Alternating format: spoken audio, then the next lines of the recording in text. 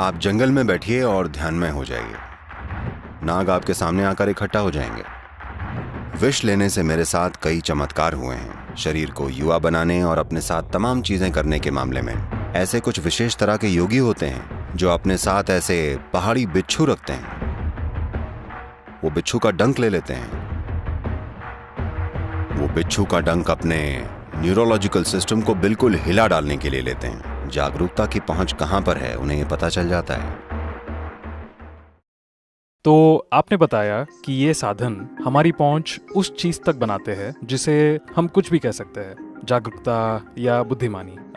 लेकिन आपने कहा कि ये इंसानों के लिए है, तो जानवरों के बारे में आपका क्या ख्याल है और वो दुनिया को किस तरह से अनुभव करते हैं? देखिए, जब जानवरों की बात आती है तो एक जानवर कुछ इस तरह से प्रोग्राम्ड होता है कि उसका ज्यादातर जीवन जिंदा बने रहने के लिए फिक्स्ड होता है। मान लीजिए इस मामले में चाहे वो कोई भी प्राणी हो, अगर उनका पेट भरा है तो उनका जीवन ठीक हो जाता है, वो खुशी खुशी बैठते हैं। लेकिन ऐसा स्वभाव इंसानों का नहीं होता। पेट खाली हो केवल एक समस्या है, पेट भरा है 100 समस्याएं। ये है इंसानों का स्वभाव। क्योंकि जिंदा बने रहना हमारे लिए आखिरी चीज नहीं होती। जब जिंदा बने रहने के इंतजाम हो जाते हैं, सिर्फ तभी आदमी का सही रूप जागता है। तब तक हम भी बस एक जानवर की तरह ही हैं। जब हम बहुत भूखे होते हैं और सवाल जिंदा रहने का होता है, तो हम भी किसी दूसरे जानवर की तरह ही होते हैं। इंसान बिल्कुल दूसरे जानवरों की तरह ही लड़ पड़ते हैं जब सवाल जिंदा रहने का आता है। सिर्फ जब वो चीजें सेट हो जाती हैं, तभी इंसान होने के दूसरे आयामों की संभावना आती है। तो बस जिंदा रहना हमारे लिए आखिरी चीज नहीं होती है, ये हमारे लिए शुरुआत है। ये जिंदगी की पहली चीज है।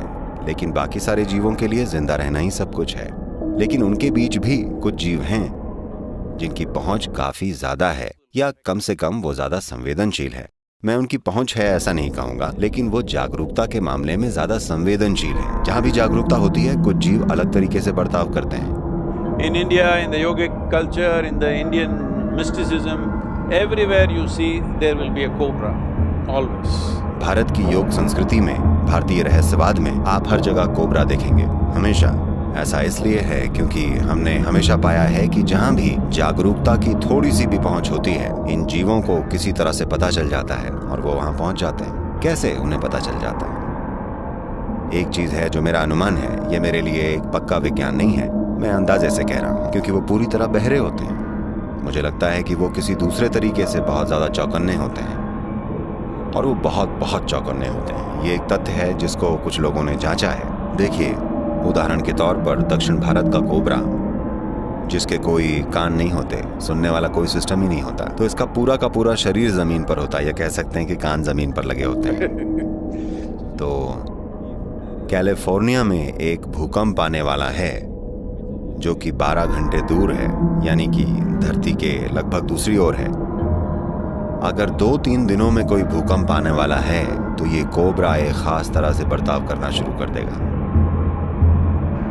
अगर आप इसे सावधानी से देखें, अगर आपने इस चीज पर पर्याप्त महारत हासिल कर रखी हो, तो आप साफ तौर पर बता सकते हैं कि धरती के इस अक्षांश पर भूकंप आने वाला है।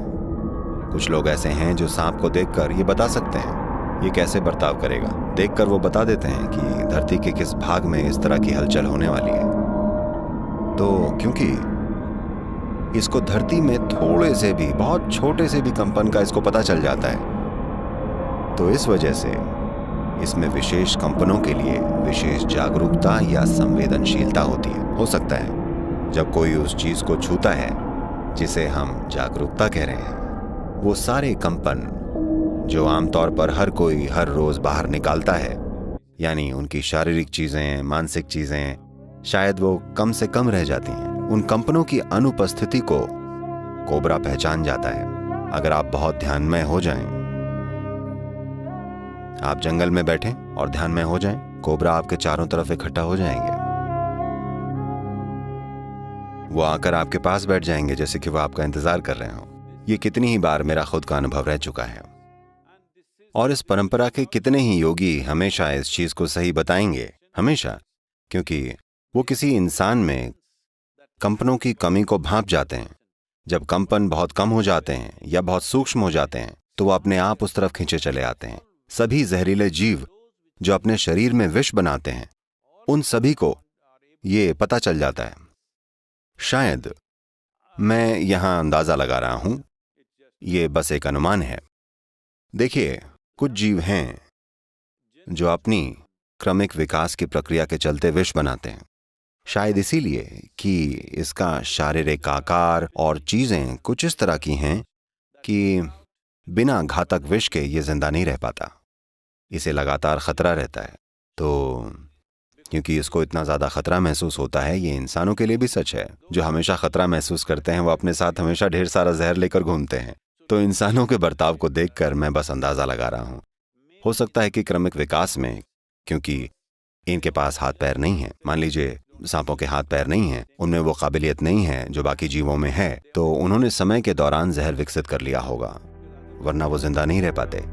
वरना उन्हें खाने को कुछ नहीं मिलता। उनके आसपास के जीव तेजी से चलते हैं, लेकिन फिर भी ये शिकार कर लेते हैं और जिंदा रहते हैं, क्योंकि इनमें जहर होता है। सभी जहरीले जीव, मैंने ये मधुमक्खियों में देखा है। मधुमक्खियां होती है ना, मेरे चारों ओर वो जैसे मंडराती हैं, मैंने कई बार ये देखा है। ये बहुत अजीब है। शुरुआत में जब ऐसा हुआ, मुझे विश्वास ही नहीं हुआ कि कैसे ये कीड़े उस चीज को महसूस कर रहे हैं जो कोई और नहीं कर पाता। इंसानों को ज्यादातर ये पता नहीं चलता, लेकिन वो इसे भांप जाते हैं। मैंने ये आमतौर पर जहरीले जीवों में देखा है, क्योंकि जहर बनाने के लिए उनमें एक विशेष प्रक्रिया चलती रहती है। दूसरे वैज्ञानिकों से मैंने जो सुना है, और वो लोग जो इस क्षेत्र में काम कर रहे हैं, वो कहते हैं कि विष धरती पर मिलने वाला सबसे जटिल प्रोटीन है। और आज इस चीज पर प्रयोग हो रहे हैं कि भविष्य में न्यूरोलॉजिकल सिस्टम से जुड़े कई रोगों का इलाज विष से किया जा सकता है। क्योंकि जानते हैं, मेरे अनुभव में विष लेना मेरे लिए चमत्कारी रहा है, खुद को फिर से युवा करने में और खुद के साथ बहुत सारी चीजें करने के मामले में। कुछ विशेष तरह के योगी होते हैं जो हमेशा ऐसे पहाड़ी बिच्छू अपने साथ लेकर चलते हैं, जो लगभग 9 इंच लंबे होते हैं। वो इनको डब्बे में रखते हैं। जब भी वो चाहें, वो फैसला करते हैं कि कब, और वो बिच्छू का एक डंक ले लेते हैं। आपका पूरा न्यूरोलॉजिकल सिस्टम झंझना उठेगा। टैंग, ऐसा 24 से 48 घंटे तक होगा। ये आपको सोने नहीं देगा, ये आपको जगा के रखेगा। और दर्द और आनंद के बीच बस थोड़ा सा ही फासला होता है। एक बार अगर न्यूरोलॉजिकल सिस्टम एक खास तरह से झंझना गया, तो आप इसे जागरूक तौर पर दर्द या आनंद बना सकते हैं। तो वो रोते हैं, हंसते हैं, रोते हैं, हंसते हैं, और ये सब 24 से 48 घंटे चलता है, क्योंकि वो विष का प्रयोग न्यूरोलॉजिकल सिस्टम को हिला देने के लिए करते हैं। तो अब इसके बाद कहीं ना कहीं कुछ जीवों की पहुंच इन चीजों तक कुछ ज्यादा होती है।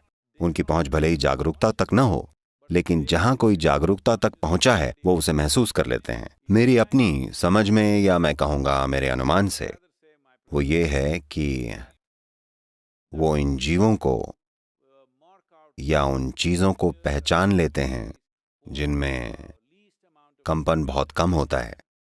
जहां पर कंपन कम होते हैं, ये उनके लिए निर्वात की तरह होता है। ये उस तरफ खींचे चले जाते हैं, और साथ ही ये उसको नुकसान नहीं पहुंचाते, यानी कि उस तरह के कंपन को, क्योंकि वो बहुत निष्क्रिय महसूस करते हैं। एक वीडियो है जिसमें मैंने किंग कोबरा पकड़ा हुआ है, सिर से नहीं, शरीर के बीच से। ये कोई पालतू कोबरा या ऐसा कुछ नहीं है। हमने इसे उससे बस 2-3 दिन पहले ही पकड़ा था, जब वो वीडियो बनाया गया था। और किंग कोबरा ने अगर आपको काट लिया, तो आपके पास जीने के लिए बस 6 से 8 मिनट होते हैं, और बस इसके पास एक हाथी को मार डालने के लिए पर्याप्त विष होता है, लेकिन ये काटेगा नहीं। अगर आपने थोड़ी सी भी घबराहट दिखा दी तो ये काट लेगा। अगर आप बस पूरी तरह शांत हो तो ये आपको नहीं छुएगा, क्योंकि ये आपके पैदा किए हुए कंपन को महसूस करता है।